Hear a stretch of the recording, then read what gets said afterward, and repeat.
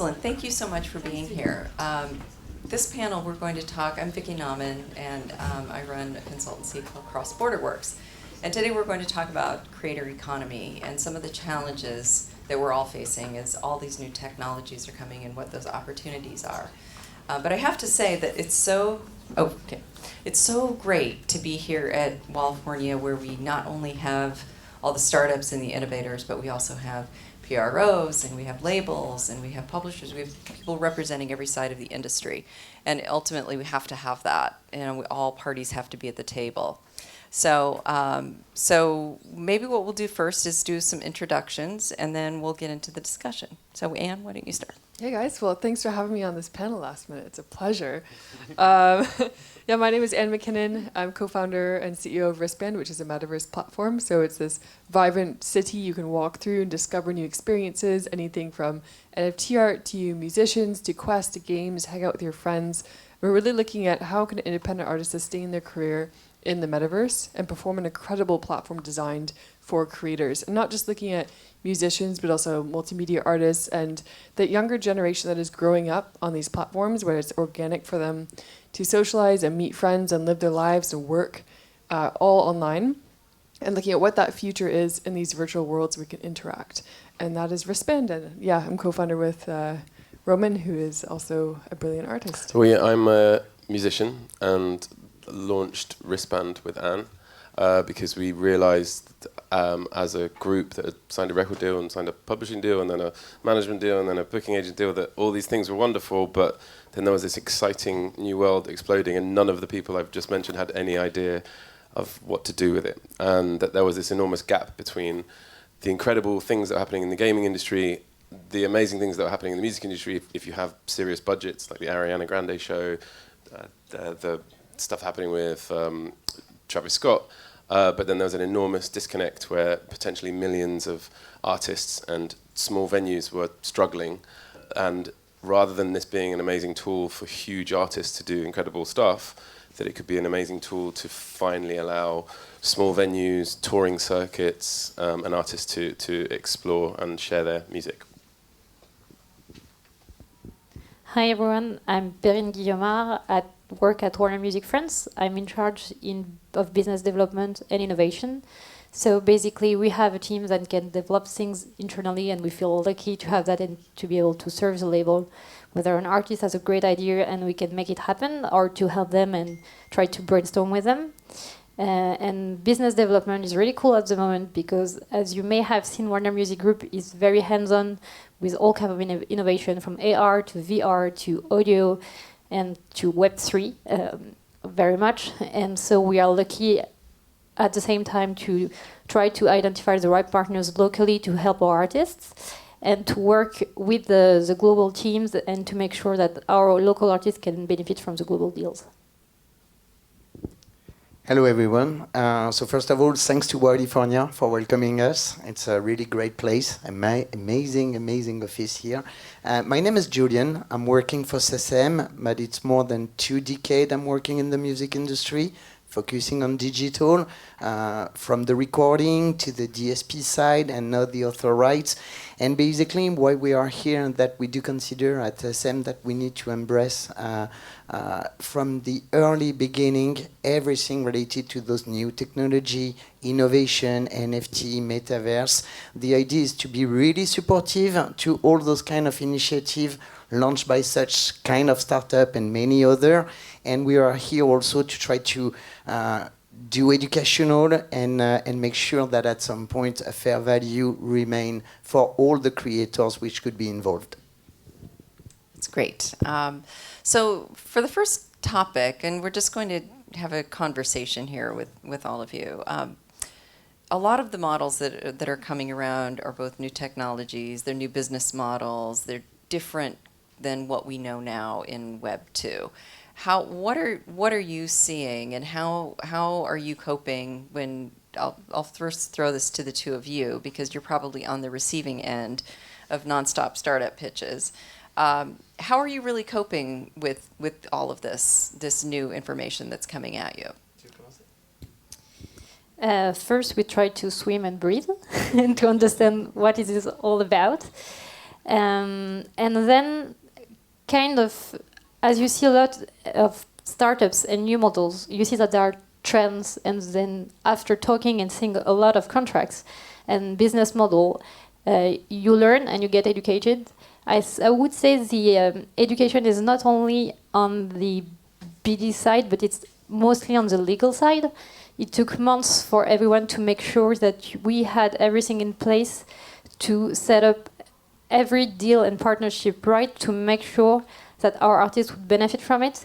But I feel where we are very lucky is that everybody is listening, everybody is in a partnership mood and not try to impose any new model. And I think it will generate a lot of new revenues that won't cannibalize anything that is already there, which is a great opportunity to everyone. Well, I mainly agree with what Perrine said. If I could add something, I guess everybody knows that in the music industry, rights, it's quite complex, especially on digital. Many are involved, many different people are concerned, and basically our main idea here is really to try to be supportive and not create any kind of break from the initiatives which are made by those startups. We have seen that at the early beginning of Web 1, Web 2, where it was complicated for such company like Spotify, Deezer, any kind of streaming industry to try really to implement their model. There were a need, obviously, of sharing a fair value for both recording but also publishing. And so the idea to then, again, it's really to try to embrace as much as possible those new technology, to simplify also the way the clearance and the licensing should be made, and actually to secure a good share for everyone to make this business growing. So when we think about the Web 2, we have really just a handful of business models right now. We have synchronization use in advertising and audiovisual and gaming, those kinds of things where the master and the publishing, or the sound recording and the publishing get equal shares. And then you have radio style streaming and on demand. So we kind of have these templates of approximately how all of these deals work. But in Web 3, every NFT platform is different. So sometimes there's audio, sometimes there's video, sometimes it's generative with the fans, sometimes there's a bundle of goods that don't have anything to do with audio or video. And it poses a huge, huge challenge for all of us, because there isn't a cookie cutter that we can just replicate over and over again. And so I appreciate that both of you are up here saying you want to help simplify licensing, because that's my world, and it's so complicated. But how do you, when it comes to the deals and the kind of business models that you're hearing, are you just trying to be as flexible as possible, or are you trying to help steer some of these startups into certain structures? Actually, it will depend. You're right, Vicky, saying that all different NFT projects are completely different and might not address the same type of rights, the same philosophy, the same goals or things. But we can categorize some of them quite easily. So there are ways that the NFT will be taken just as a kind of new support, but for something which is more or less a pre-existing type of deal. So it could be quite easy to replicate what exists currently. There are some other for which we need to be really open-minded and try to see to create new model to take in consideration specificities. NFT, it's a perfect example actually, because it's in a way for certain type of NFT coming back to the ownership, such as it was with the download when Apple came for the first time. But there is something which is quite new, with the ability, thanks to the blockchain smart contract, to basically track and follow every single usage or sales. There are many subsequent sales possible, and this is exactly the type of model which was not existing by the past. So this is where we are focusing, how we will disrupt a little bit the different model we are putting in place, and how we can accompany those new partners. When people ask how governance is going to happen tokens and NFTs, most of the time people say they will look at what the NFTs grant, like it's just a medium. We tend to have the same approach when it comes to contract and ownership. What kind of rights do we need to grant so this NFT or other project can happen? Is it visual rights? Is it name and likeness? Is it sound recording? And that's how we're going to work. And we are also going to see where are the revenue streams, how they are generated, and how they should be shared, basically. So, Anne and Roman, your platform, and thank you, I got to experience the latest iteration. This is my second wristband experience last night. I saw the first one at South by. But you're really focused on artists themselves. And I think that's very typical of Web3 platforms, where they're not necessarily coming out and saying, we want to license 60 million songs for our metaverse. No, nobody wants that. They want an artist. And they want an artist to engage with their fans. And it's the engagement that is the monetizable piece, as well as the experience. But tell us a little bit about how you arrived at the way that you're envisioning artists engaging with wristband. And you know, last night we got to see you performing, but give us a little insight into the range of things that you'd like to see artists do with wristband.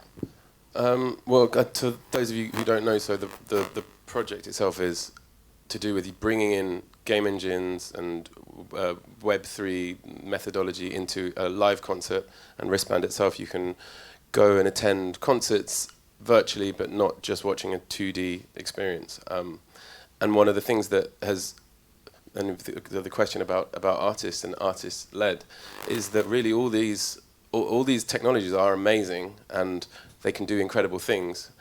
But historically, technologies arrive, whether that is the Stratocaster or the sampler or a new technology of a way of mixing paint or photography itself, and we can all stand there and say, well, this is incredible. You know, everyone looks at the dancing lady and the first invention of moving image, but then you have to have a Kurosawa or a Hendrix or a Joy Division, and sometimes it's a long period of time from the sort of wow moment of think of the possibilities and some incredible engineering, which in itself is an art form. But then the other side of it, of the creative uses where people can have an emotional experience where the world is literally not the same after it's been used in a compelling way.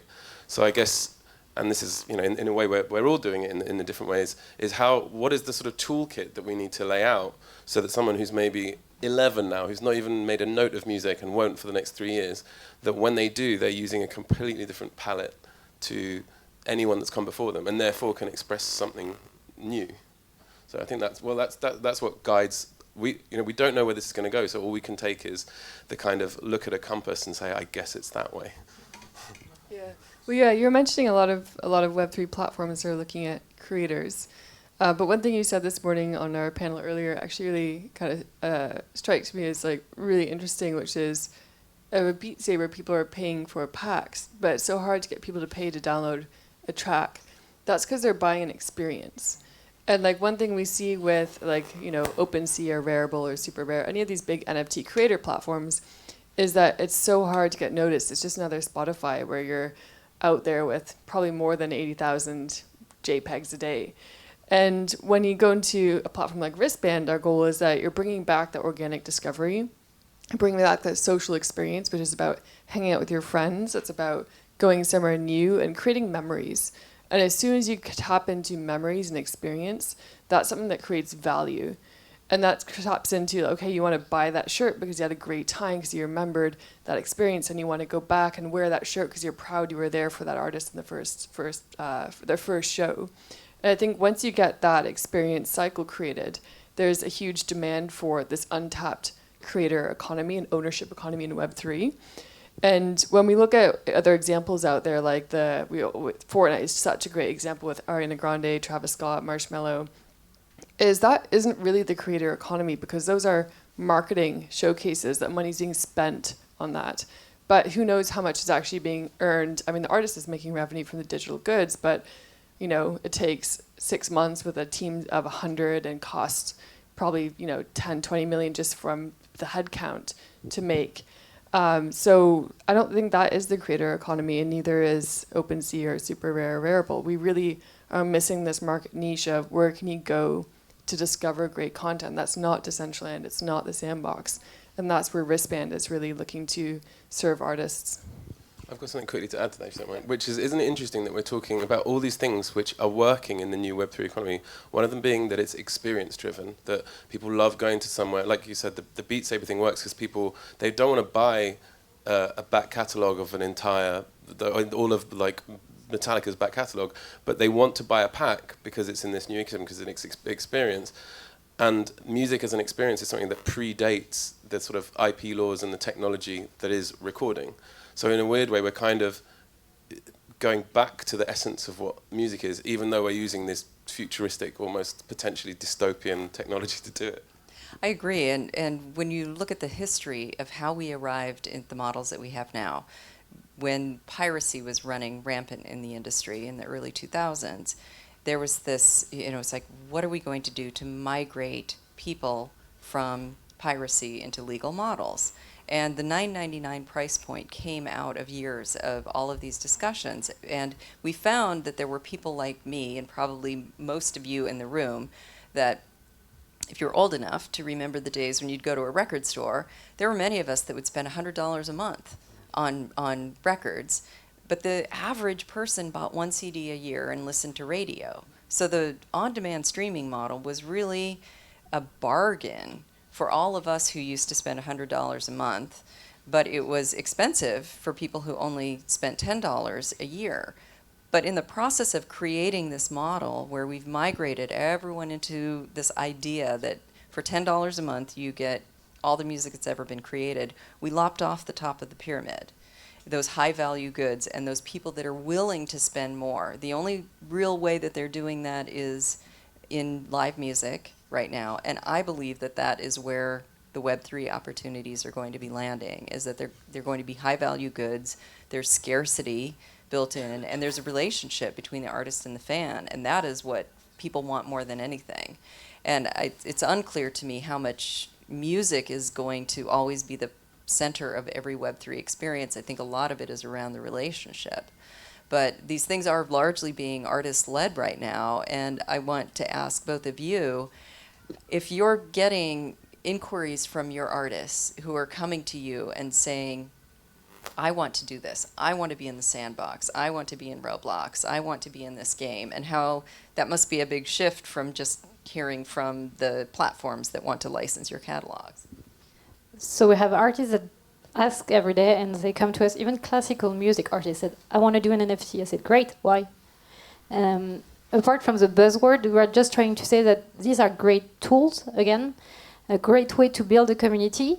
And we feel that it will give artists the opportunity to create communities in the long run and not be... they will be able not to rely only on GAFAs and DSPs, which they still need, and for some artists it will be the mainstream revenue, and that's no question about it. But for others, it will enable them to create direct communities that they will own.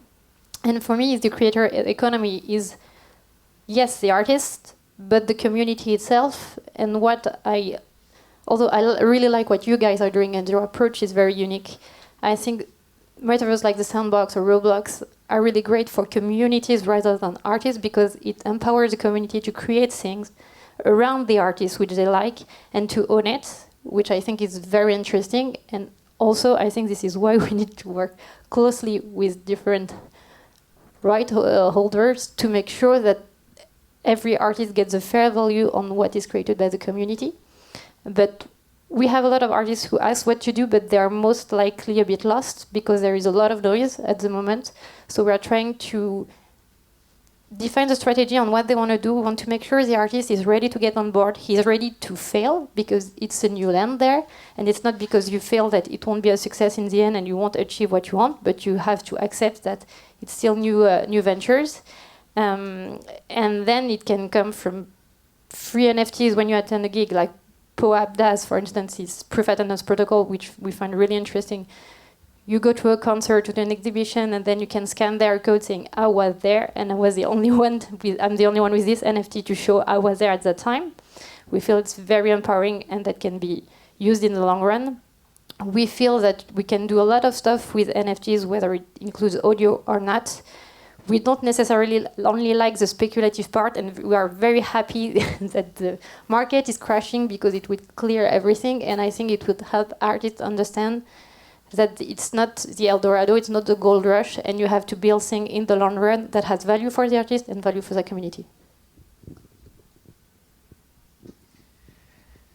I think we are not necessarily in exactly the same situation at SSM for the creators we represent and what Perrine just described with respect to the artist and performer, if I may say so. So on our side, there is obviously a lot of deep look from the creators, looking what the NFT, the metaverse, and all the Web3 will bring to. Not necessarily some direct initiative from them to say, I want to be on that stuff, mainly because they are a composer, author, publisher, so it's much more on the back end of the music. But still, what they do understand clearly is that there is a way to find a diversification of revenue and potentially more revenue. And this is where actually it's an interesting link, what you've made with respect to how the streaming industry has grown. We all agree on the fact that at some point at the beginning, 10 years ago, the $9.99 value was a pretty good value, just to bring streaming on a mass market level and try to create that switch from getting the ownership for those one who were buying CDs or vinyl and stuff like that, to a much more broader audience which could enjoy music even if there were less buying than some of us, I guess. But the reality is that now, even if the streaming industry is well implemented, the models are good and whatsoever, we are facing some kind of paradox because there is a growth of revenue, no doubt. Obviously, people are subscribing more and more. The audience start to be massive in mainly all countries. But in the same time, where we are seeing our earnings growing on the recording side and on the publishing side as well, what we are seeing on the micro level is that basically the per stream value, it's not growing, it's even decreasing. And this is due to two aspects. One is that the engagement is growing from the subscriber, the user. So 5 years ago, the average number of stream per user was around 300, 400 stream per month. Today, for some of the DSP, it's close to 700. And this is still for the same value, $9.99. And we all see today how the inflation is growing fastly. And the streaming subscription for developed market as we are is still $99 for more than a decade. So we are facing this kind of a really weird paradox where this is really a massive market growing, but in the same time, our creators, your artists, they are not necessarily gaining more due to the per stream.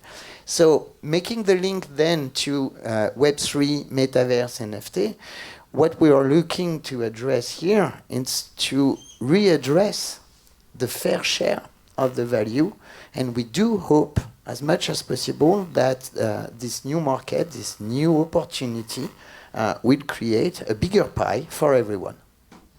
I think that's really, really critical, is that we want to grow the pie. And we have talked about this for so many years of, when migrating everyone to the same business model of the $9.99 subscription, how do you grow the pie? Because you kind of end up, users move from one to another, but you're not actually growing until you just get more subscribers. But I do think with Web3, this is how we're going to add another part of the digital economy that is just not being monetized right now, and I think the interest is there. With Wristband, how are you? I know it's still kind of early, but can you talk a little bit about some of the artists and some of what they're imagining that they might want to do with the tools that you're creating? Yeah. Actually, I'll let Roman take up that point, but I actually have something to add about the audiences, because I think when we're looking at monetization, there's some really good points you bring up around subscription, around the experience and what your offering is and the pie and how that's growing. And when we're looking at wristband too, we're looking at, on one hand, a lot of the problems with other platforms we tried before actually ever launching the startup is we tried to use other platforms, is the friction to get someone who's a music fan onto a metaverse platform is just ruins the whole experience. So for right now, we use pixel streaming, which means it's all browser based. So you just click on a link like you do a Zoom and you jump in. You have your avatar and you can walk around the world. It's super easy. So that makes it easy for music fans. On the other hand, you have gamers, and gamers want to have an incredible experience where they can interact, they can have this narrative game. They're the ones who are really going to buy these digital goods. So you also have then, you have digital, and then you have your audience who's maybe more interested in the physical. So what we did in some of our early events is we had merchandise. They could buy both the digital one, but they could also get the physical copy sent to your home. And I think this is a really interesting new business model. People want to play games and people want to go festivals for different reasons. So I think when we're looking at our audience and how to monetize that and how to look at the market opportunity, we have to really think about if someone's coming to Wristband as a music fan or as a gamer, or maybe someone likes to drive cars and listen to music, is there an experience for them to have a great time? When we look at a lot of games that have inspired us, like Fallout is a great example. It's this huge open world. And you can go in there to shoot the zombie looking things. You can go in there to trade. You can go in there and play the story. So you can go into this space for many different reasons, but they've done such a cohesive theme and story arc that you can have a great time. And I think when we're looking at capturing the market opportunity there, that's what we really have to think about when we're designing a metaverse platform for audiences interacting in new ways online. Yeah, I hate to go back to a point that if we felt like we covered it, but it's such an interesting one about this idea of how we're still looking at this idea of the classic music industry, but that's like 100 years old.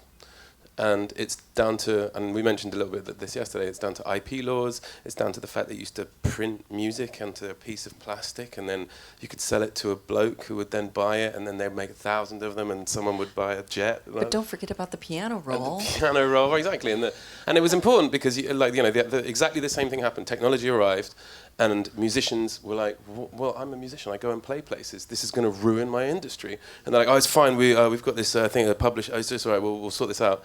And you get this kind of really hastily cobbled together set of rules about how a musician can get paid. And they kind of say, okay, well, there you go, musician, your record got played. And then lots of people made loads of money out of that model. So we all agree it's a fantastic model. And then new technology comes along, which is why it's great that, I swear 5 years ago when we were having these conversations, none of the majors had people like Perrine, people like Otisha working. They were just like, don't worry, we've got this. And it's interesting that now that it's evolved into, they've understood, that there's a reason there's only 3 majors left. There's a reason they didn't come up with Spotify, I just think that's it's really interesting because especially there's people that you meet at an event like this. There's so many people that you look at their LinkedIn and they're like, worked at Universal for 6.5 years, and then suddenly they're doing this other much more interesting thing. And they come there, the pedigree people who worked at the labels at the highest level, and now it's interesting that they go. And then other people like people who worked at the BPI and now are going into the music industry, but at a really high level, and they're being listened to. And I think that's And there's so much cross-pollination, and I think it's great because, for years I've been, it's like, labels and publishers, they're not speaking the same language even though they have the same parent company, and then the labels and the PROs, and then artists, and now it's artists. And I've even I was working on a deal with a fairly good-sized artist to onboard into a platform, and he went and he just signed all the agreements. And I said, I just have to ask, I'm pretty sure you are signed to a label, and I'm not sure that you actually have the rights to do this. And he said, I don't know, and he sent me his agreement. And he said, well, can you tell me what my agreement is? And okay. So I looked through it, and I said, yep, see paragraph 7, you gave your label the exclusive right to do all of this. So, you signed that agreement and you signed this agreement. So you need to go back to your label and we can probably make this work. But he's like, oh, damn. Okay. So I think there's, we need to create better understanding of all the stakeholders as well as all the startups of how all of these things will work. I know we're probably close to time here, but we could talk forever, but is there anyone who has any question or anything you want to throw out to the group? Okay, then I will just ask kind of for final remarks of, is there anything in particular that you're really bullish about or that you're really excited about and of what's coming up or the kinds of things that you're seeing? Sure, yeah. I think one thing we learned super early on is when people think startup, metaverse, they often think it's like a huge, well-funded company, and we're like a team of 6 people trying to do loads of things. So in our Discord, we had this huge alpha launch at South by Southwest. Well, what like looked like a big team had put it on, and we were like running everywhere trying to get everything done. So we went into our Discord community. We said, "Guys, we are 6 people, and like we're trying to like do really new things. We want it to be awesome. We're not playing it safe. We want you guys to be part of this and work with us and help us." Very much like the indie gaming world where you showcase things before you ever release it. And the attitude completely changed. And people were suddenly like, "This is exciting. We cannot wait." They were like sending us bug reports in the bug report channel and being like, "Hey, like I've got suggestions and ideas." And I think that is something that is really important to capture when you're working with artists too. And be like, "Hey guys, this is an experiment. We like want to work with the right artists who are willing to break things, as you say, willing to try things." But if you foster that community environment that's open to that, if it breaks and it's okay, they're like, "Hey guys, like that was so fun, like it all blew up," but then you come back next time and it works like amazing and they have the best time of their lives. So I think capturing that atmosphere when you're looking at innovation and new experiences is really important.